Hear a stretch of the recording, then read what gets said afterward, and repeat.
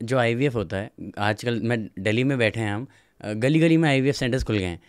तो तब तो सिर्फ मेल और मैस्कुलिन फेमिनिन दोनों उनके वो रिप्रोडक्टिव हार्मोन्स वो ले लिए जाते हैं, और एक तय समय के बाद उसे वूम्ब में जी दोबारा जी। प्लेस किया जाता है। तो वहाँ वो चेतना जो है वो लेबोरेटरी में आती है या गर्भ में ही आती है उसके अंदर? बीज को मैं चाहूँ तो प्लास्टिक के गमले में उगाऊँ, और बीज को मैं चाहूँ तो मिट्टी में लगाऊँ। बीज उग जाएगा जब तक मिट्टी है उसके पास में, उस खोल से कोई फ़र्क नहीं पड़ता है। बट इम्पॉर्टेंट ये है कि एवरी टाइम वो चीज़ सक्सीड होगी कि नहीं होगी। Does every act succeed? Every act IVF doesn't succeed, read about it, आप पढ़ के देखना।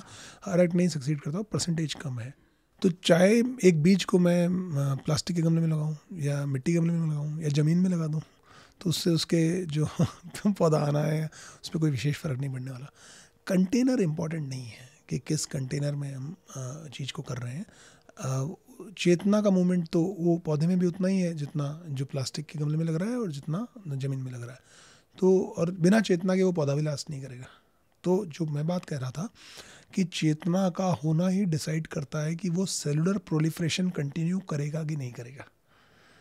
तो अगर चेतना उसमें डिसेंट नहीं होती है, उसमें अवतरित नहीं होती है, तो वो घटना आगे नहीं बढ़ पाएगी। और बड़ी मज़ेदार बात यह है कि IVF में भी मैक्सिमम जो है मेरे ख्याल से 34-35% सक्सेस रेट है। 65% क्यों सक्सेस नहीं है? क्लेम कुछ भी करें, मैं उसके एडवर्टीजमेंट उसमें नहीं जाना चाहता, क्लेम कुछ भी करें, लेकिन वो नहीं हो पाता है। तो क्योंकि there is something else which is governing this, कोई और घटना है जिस पे सब डिपेंडेंट है। तो उस पर समझने की और विचार करने की भी आवश्यकता है।